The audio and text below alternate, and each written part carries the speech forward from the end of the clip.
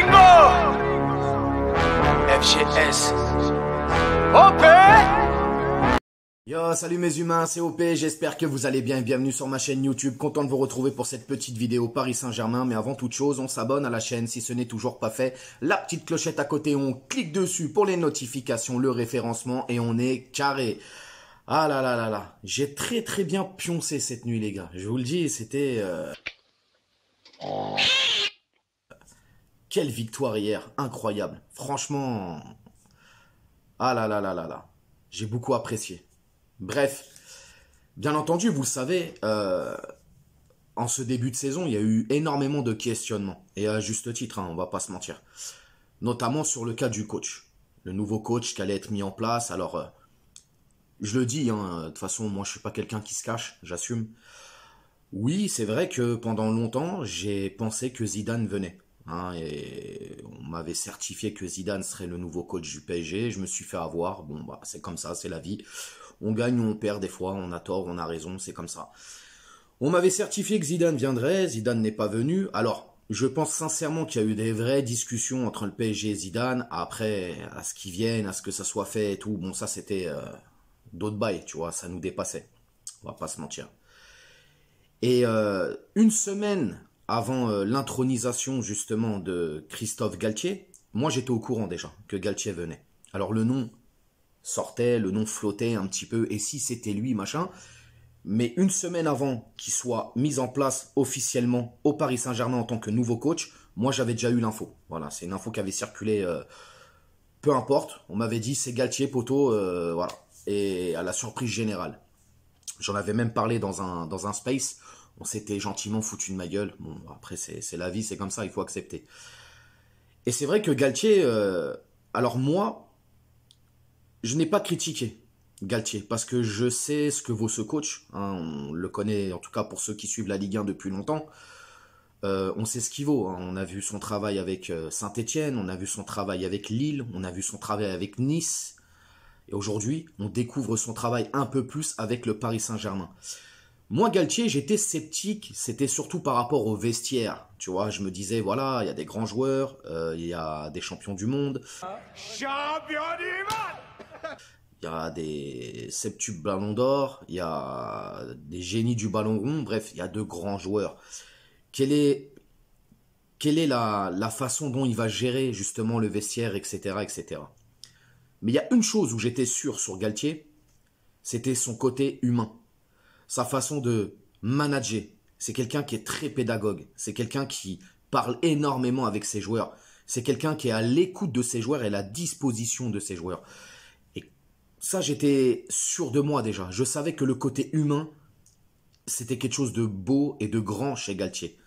Et aujourd'hui, il confirme. Il est en train de confirmer. Alors oui, c'est vrai, c'est le début de saison.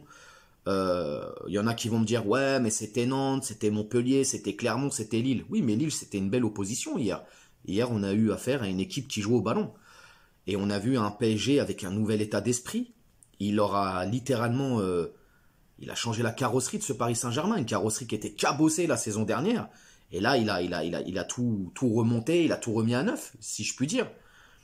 Et bravo à lui, sincèrement bravo. Et je pense qu'aujourd'hui, on le voit, tous les gens qui ont insulté, parce qu'il y en a beaucoup qui ont été mauvais avec Galtier. Hein. On avait vu même hein, sur Twitter le hashtag Galtier out, Campos out, mais là on parle de Galtier. Donc vraiment des gens étaient déjà en mode assassin sur lui, n'en voulaient pas, disaient qu'il puait la merde, que c'était un vieux coach, qu'il n'avait pas les épaules, etc., etc. Et tu les vois tous retourner leur veste poteau aujourd'hui. Incroyable. Incroyable. Il y a une grande différence entre être objectif et se poser des questions, et à juste titre, comme moi j'ai pu l'être, c'est-à-dire je n'ai jamais remis en doute et en cause son management, mais par contre avec un vestiaire comme le PSG, j'avais des questionnements, et de là à dire qu'il puait la merde, etc., comme énormément de gens, et tu les vois tous aujourd'hui, ils retournent tous leur veste. Tu vois, ces gens-là, j'ai juste envie de leur dire un truc. Ni comme moque. Pardon? Ça veut dire longue vie. Et aujourd'hui, je pense que le Paris Saint-Germain est en train d'apprendre de ses erreurs. Et quand tu vois que tout le monde est à sa place et que tout le monde va dans le même sens, ça ne peut que fonctionner. Et j'ai envie de parler aussi de Ramos, par exemple. Tu vois, Ramos, la saison dernière, moi et d'autres, on lui a tapé dessus. Déjà, le Paris Saint-Germain avait fait une communication catastrophique pendant son arrivée, justement, où ses examens avaient été hors normes, on vantait comme quoi il avait un corps d'un jeune homme de 20 ans, bon bref. Et au final, on se rend compte que le mec, il est cramé, il a les mollets bousillés, il joue pas de la saison, il revient un petit peu vers la fin, il fait un match à un moment donné, il se reblesse pendant 2 semaines. C'était vraiment compliqué avec Ramos. Et là, aujourd'hui, on voit que ses pépins physiques, pour l'instant, et pourvu que ça dure, le laisse tranquille, et le mec, il est juste au top. Il est en train de prendre une ampleur dans cette équipe qui est, pour moi, au top, justement, parce qu'il nous fallait un mec comme ça. C'est le leader. Il commence à l'être, en tout cas, fortement. On le voit même dans la défense. Il n'hésite pas à replacer Marquinhos. Il n'hésite pas à donner des consignes à Donnarumma. Il donne des consignes à Kipembe, à son milieu de terrain, Verratti, Vitinha. C'est qui le patron? Et moi? C'est beau, c'est beau. Et je vais pas dire que c'est une renaissance, mais je suis content de revoir un Ramos à ce niveau-là, parce que qu'on soit parisien, qu'on soit marseillais, monégasque, barcelonais, interiste, milanais, tout ce que tu veux, Sergio Ramos, c'est Sergio Ramos, les gars. C'est un grand monsieur du football, et surtout l'un des meilleurs défenseurs au monde, hein. Il est facile dans le top 10 du foot en tant que défenseur. Donc c'est quand même, voilà, c'est beau. Sinon, Paris a été ciblé quand même 2 cracks, 2 pépites. En l'occurrence, Vitinha et Nuno Mendes. Mais c'est juste incroyable. Ces 2 jeunes joueurs sont à un niveau, mais... Ça fait plaisir. On l'a même vu hier. Nuno Mendes est quand même le joueur au monde, le seul joueur au monde en tout cas, à avoir inventé le crochet de la tête, poteau. Faut le faire. Vitinha, pareil, Vitinha, il est magnifique à voir jouer, c'est une belle découverte, franchement, belle découverte, Vitinha. Il est beau à voir jouer, conservation du ballon, c'est propre, il y a très peu de déchets, il a une vision incroyable, toujours porté vers l'avant. C'est waouh, c'est vraiment, vraiment, merci Campos, vraiment. Il nous a ramené peut-être le futur grand du Portugal, en tout cas au milieu de terrain. C'est, je pense, dans les années à venir, ça va être une figure emblématique de l'équipe du Portugal et du monde du football à son poste, milieu de terrain. Nuno Mendes, pareil, c'est une très belle découverte. Donc lui, déjà, on savait qu'il y avait un potentiel très fort. Merci au Sporting de pouvoir nous permettre d'avoir ce joueur chez nous, et surtout cette pépite. Il a parfois des petits coups de mou vite fait, mais c'est rare, c'est très rare. Et tu sens la marge de progression. Elle est fulgurante.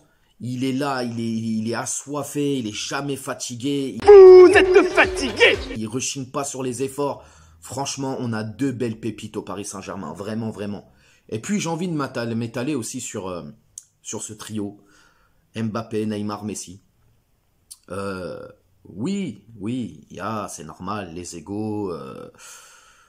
des mécompréhensions, des non-dits, etc. Forcément, on peut pas tout le temps être copains et tout, mais hier, ce qu'on a vu quand même, les combinaisons, les mecs se cherchaient sur le terrain, n'hésitaient pas à se faire des passes, des redoublements, etc. C'était vraiment très très beau à voir. Kylian, on le sait, Kylian, c'est un compétiteur. Vous êtes pas content? Triplé. C'est notre star française. C'est la star du Paris Saint-Germain. Il est quand même à 25 buts du record de Cavani. C'est pas rien à son âge. C'est beau, c'est beau. Et puis Neymar aussi, je trouve qu'il est dans une forme olympique. Moi, vous le savez, hein, je me cache pas, Neymar, vous savez très bien ce que j'en pense, mais voilà. Là, il est très bon. J'aime son état d'esprit en ce moment, vraiment, puisqu'il est dans le collectif et il ne pense pas qu'à lui. Alors, certains me disent, attention OP, Neymar, là, il a la Coupe du Monde, il veut prouver, machin. Est-ce qu'après la Coupe du Monde, en cas d'échec, ça va être la même chose? On verra. Moi, je vis au jour le jour avec le Paris Saint-Germain.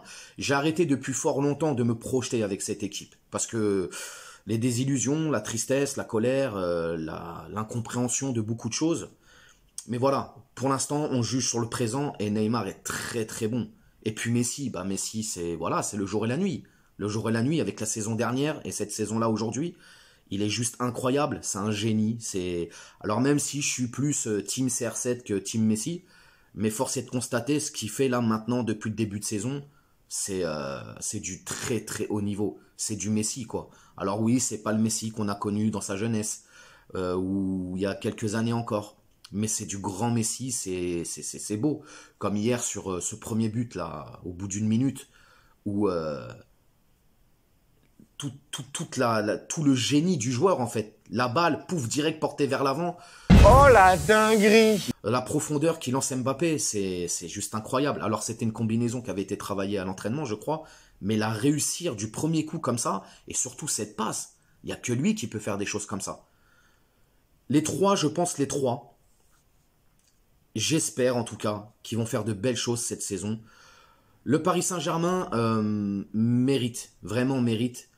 De toute manière, quand tu fais jouer les joueurs à leur poste, quand tu les mets dans les meilleures dispositions, tu obtiens que du bon. J'y crois vraiment moi à ça. Tu obtiens vraiment que du bon. Le PSG est une grande équipe. Le PSG malheureusement a fait preuve parfois de suffisance et ça nous a coûté très cher, très très cher. Mais voilà, j'ai confiance là en mon équipe. Je sens qu'il y a quelque chose qui est en train de changer. Le vent tourne et c'est très très bien pour nous les supporters. Dernier petit message encore une fois, supportez le Paris Saint-Germain pour les bonnes choses les amis. Supportez le PSG. Ne supportez pas les joueurs. Le PSG a besoin de ses supporters. On n'a pas besoin de fans ou de spectateurs ou je ne sais quoi, de touristes. On a besoin de supporters. Donc voilà. C'est tout pour moi les amis. N'hésitez pas à commenter, bien entendu. Dites-moi ce que vous pensez, justement par rapport à ces joueurs dont on a évoqué dans cette vidéo. Abonnez-vous, partagez, likez les petits pouces les amis. Encore une fois, très heureux pour hier soir, vraiment content. N'hésitez pas à me rejoindre sur Instagram, je vous mets le lien ici en bas, on se fait des lives le soir, etc. À la cool, franchement, vraiment à la cool. Et puis je vous dis à demain pour une nouvelle vidéo. Ciao, ici c'est Paris.